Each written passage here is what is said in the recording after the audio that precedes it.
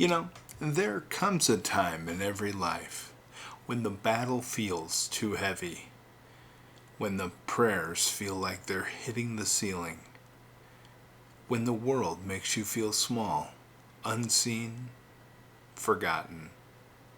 But I came here today to tell you something different. You are not forgotten. You are not invisible. And your story is not over. Because the God who spoke worlds into being, the God who shaped the mountains and painted the stars, that same God sees you. That same God hears you. And that same God is fighting for your victory. If you feel tired, if you feel too broken, if you feel too far behind, you're exactly the kind of person Jesus moved heaven for. You are exactly the kind of soul he came to lift. In Matthew 15, there's a woman. She wasn't part of the chosen crowd. She wasn't wearing the right clothes, and she didn't have the right background. But she had something the world couldn't see, something that made all of heaven stand still. She had faith, a faith that would not quit, a faith that would not back down, a faith that believed even when everything said it was too late. She cried out to Jesus, and at first glance, silence, but not because he didn't love her, not because he didn't hear her, but because he was pulling something greater out of her. God's silence is never absence. It's the sacred space where your faith grows roots so deep that no storm can rip you from his hands. The crowd wanted her gone. The voices around her said, "Give up, go away, you don't belong here." But she fell at Jesus' feet. She laid her heart bare. She worshiped before she even saw the answer. And when the test came, when Jesus challenged her, she didn't get angry. She didn't get offended. And she didn't run away. She stood there with tear-filled eyes saying, "Yes, Lord, but even crumbs from your table are enough to save me." And in that moment, the heart of God broke open over her life.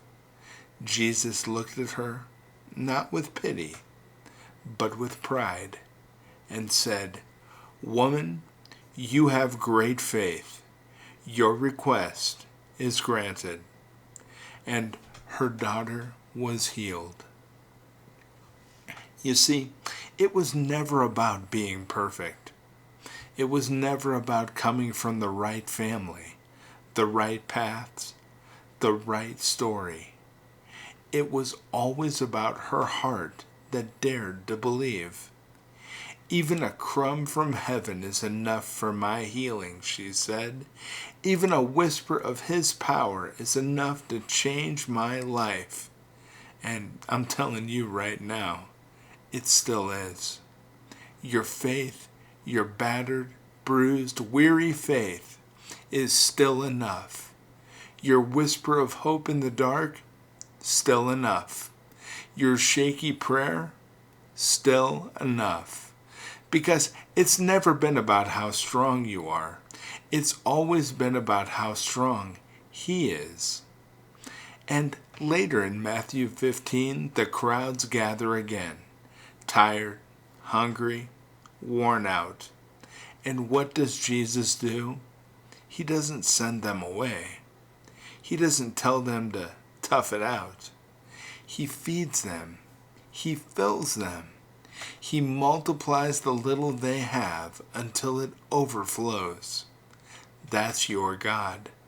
The God who takes what little you have left, your last bit of strength, that last ounce of hope, your last broken dream, and he turns it into more than you could ever ask or imagine.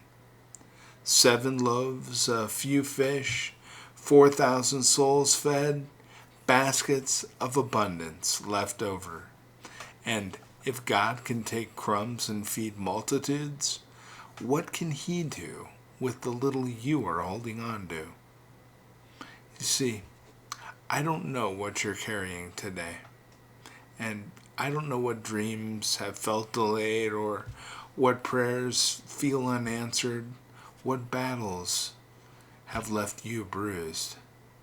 But I do know this: you are seen, you are heard, and you are still called. The silence you feel is not a wall, it's a door swinging wide open.